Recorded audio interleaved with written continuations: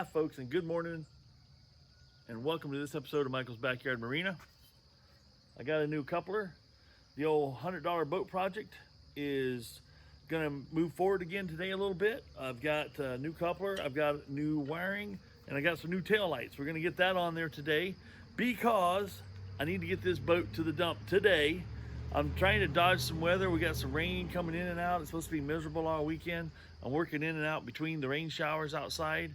When I'm not outside, I'll be inside my shop, cleaning up my shop. It's an absolute mess. I got every flat surface I got is full. I gotta clean that up.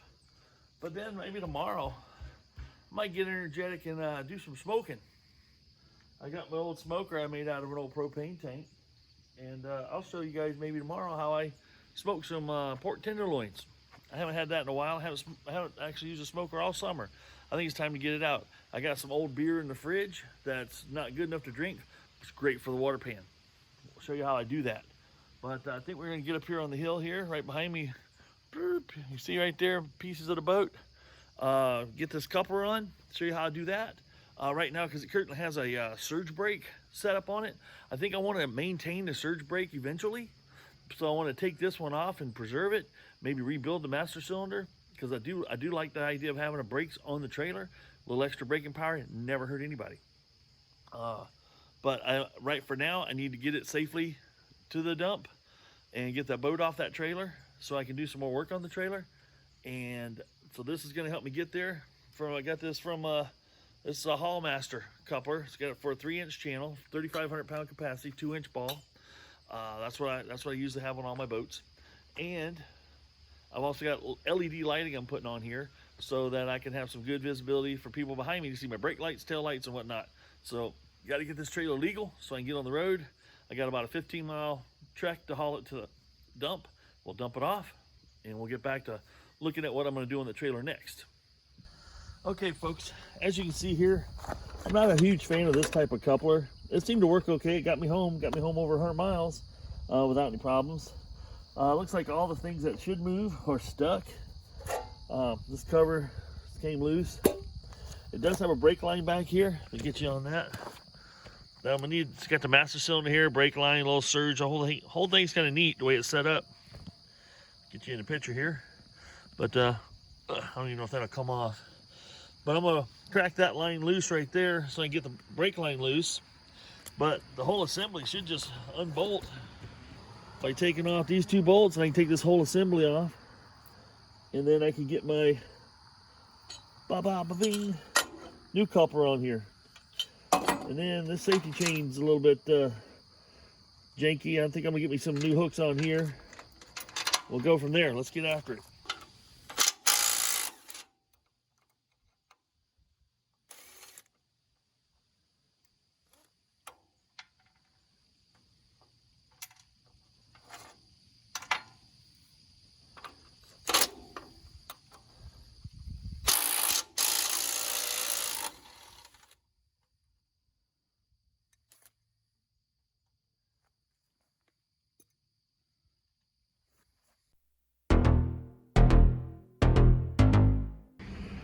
Overall, not too bad.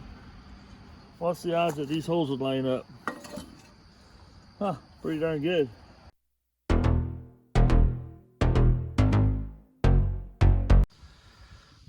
All right, folks, here's the LED lighting kit I purchased. It was from Kenway. I got it from Harbor Freight. It's LED lights. It doesn't say they're submersible or waterproof or anything, but chances are of this trailer being in the water again are pretty slim. It's going to be just hauling boats around. As you can see here, the old lights are got a couple wire nutting it together. Not the way I do it. You guys know how I roll.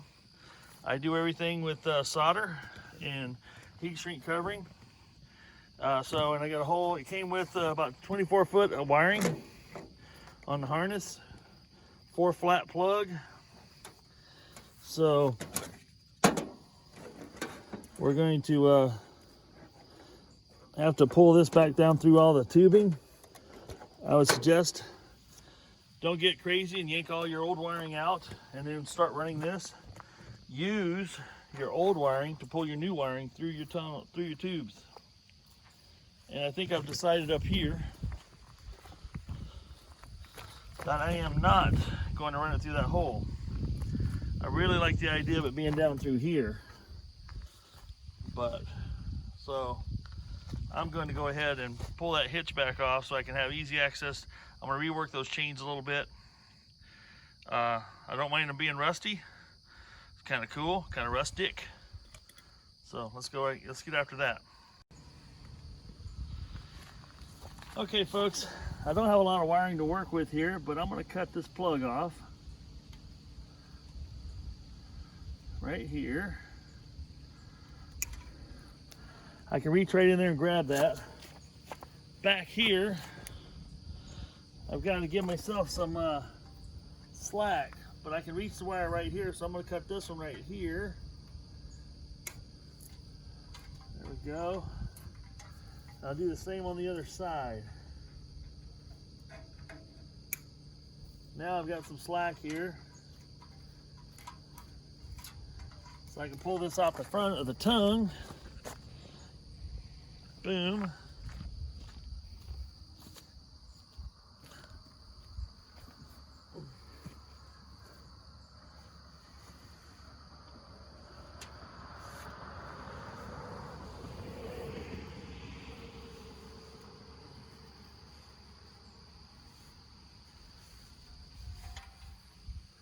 Get a hold of some wiring here. Now I'll take these two wires and tie them in with this.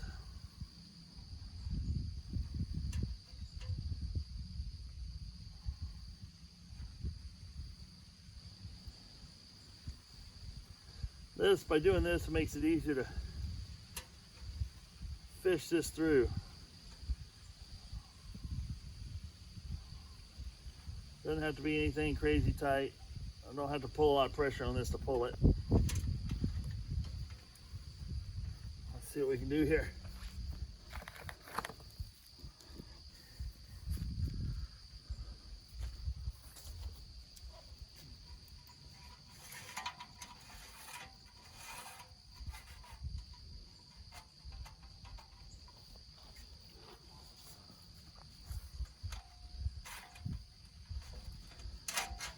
Up on me there.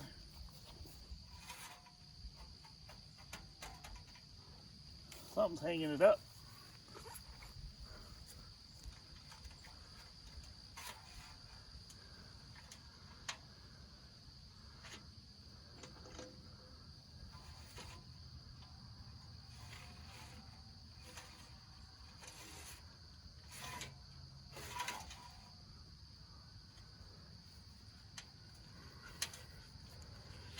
Like a wasp nest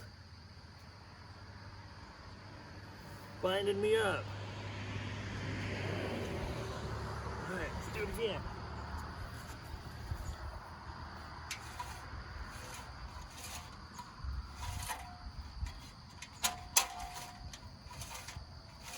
All right.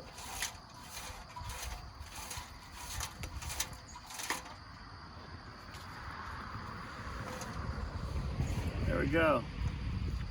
Now we want to leave enough of a pigtail out here. Let's see if I can fold this back inside here just to get it clear out of the way. In case I decide to use it, I can pull it back out. Chances are I'm going to probably re-plumb it anyway. There we go. So now we got this all fished through. I'll put my hitch back on. Then I'll probably drill me a hole and grind me a little bare spot here to hook my ground wire on. I'll do it a little differently than they did, because I want to have this thing running up in a cover here and on back into here a little ways to help keep from chafing and keep from making a bare wire. And then this will sneak out.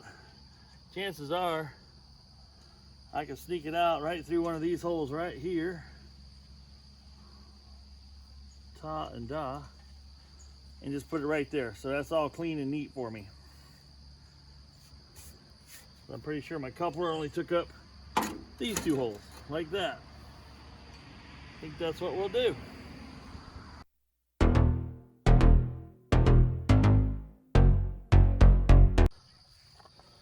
One other quick note here, folks, is the brown wire is always going to be your tail light, your marker light and tail light wire. And then your yellow is going to be your left hand. So the one with the left hand here, whoops, get the right stuff going here. But yeah, the yellow wire, the brown's your tail light and the yellow is your left hand stop and turn. So that'll have to go down the left hand tube. The green and brown will have to go down the right hand tube. And then your wiring will be wired up properly. Okay, I'll try to get as much of this in the shot as I can. All right, so like I was saying, green is the right hand side of the vehicle. So if this is one I want to hook the green to, green and brown. And I certainly hope there's enough to get me to the back of the trailer. Looks like it might be close.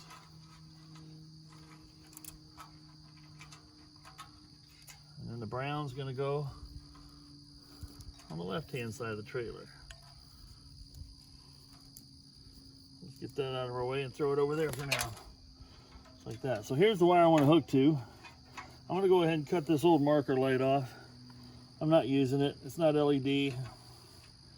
If it's not LED, set it free.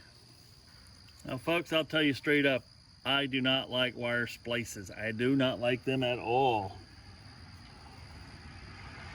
And I'll tell you why, because there's no, unless you tape them up and insulate them real good, there's a kind of a mechanical connection there, but not real good. Nothing that I would brag about to anybody. But what I'm hoping might be good for right now is I'm going to go ahead and splice two of these wires together using it, and that way I can pull it through and then discard it. So they may actually have a usefulness to them. I absolutely do not like them. I misplaced my wire stripper. I just had in my hand. There we go. I want to cut this.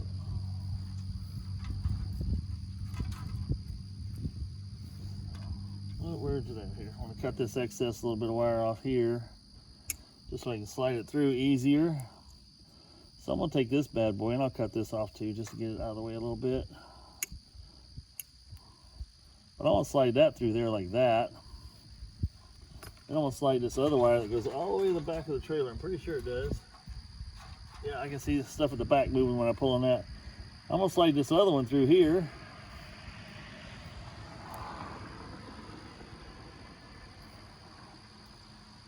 And then, whoops.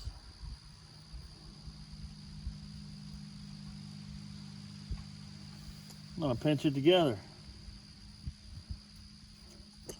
Now it gives me something to pull with. I'll snap that shut. I'm going to do it twice just to give myself some double insurance, because these came with the kit. I'm not going to use them for anything else. I don't use them for anything else on anything I do electrically.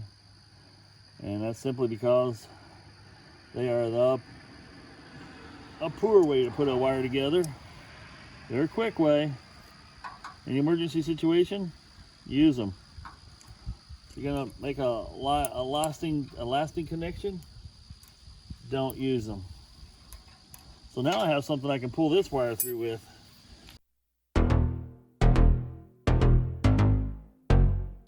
Well, it's just long enough, folks. It's about only an extra 6 inches hanging out the back right now. Now, I don't know if you have any of this stuff. It's just a wire cover, split. I like using this stuff, and I'll tell you why, because it saves the wire from rubbing against these edges. So what I'm going to do here is thread some of this stuff on through. Slide it on there like that.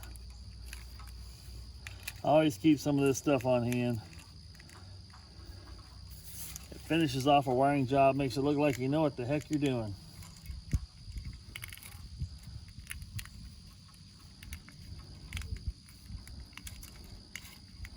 And I apologize, folks. I'm going to be slicing and dicing this. Actually, I'm going to go the other way here. Slicing and dicing and editing this video up so I can get you guys to the finish line quicker and not waste your time watching a bunch of useless information or just watch me work. I know work fascinates me. I could watch it all day, but at some point in time you got to get up and do something.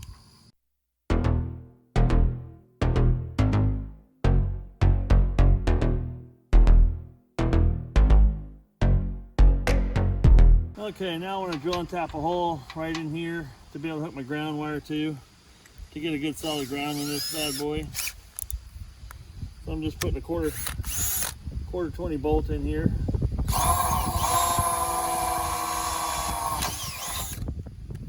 Tap drill, thread the hole here with a tap.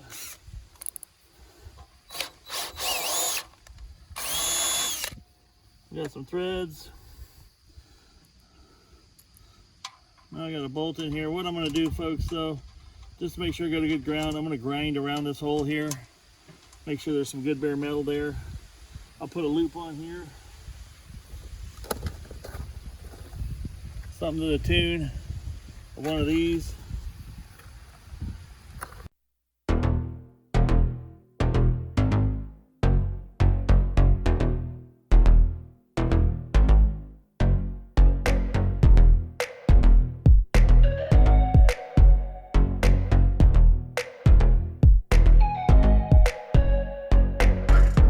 Okay, now I'm removing the rear tail lights so I can replace them.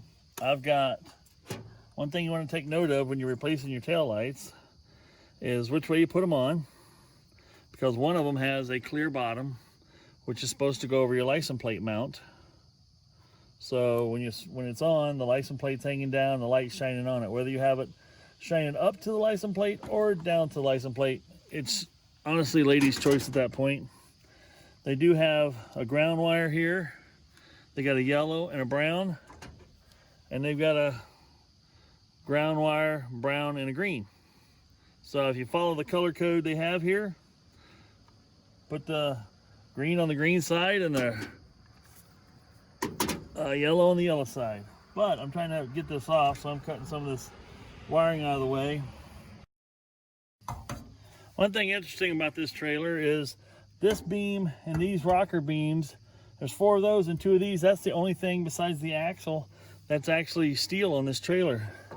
This is aluminum, this piece is aluminum. All the pieces that are holding the, can't see this too well, all the pieces that hold all the rollers in place are also aluminum. Aluminum solid, aluminum bar. It's either solid aluminum or that might even be stainless. Crazy heavy duty. So we got the old light out, and we're going to keep my colors matched here.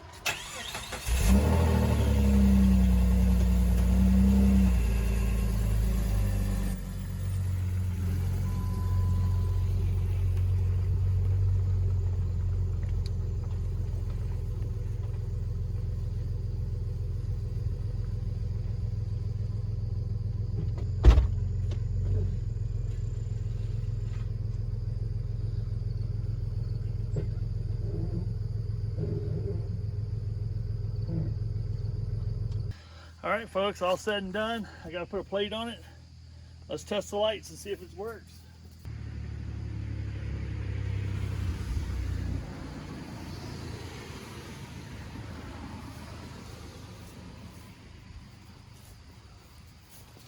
Looks like we got good working tail lights. Let's test the flashers.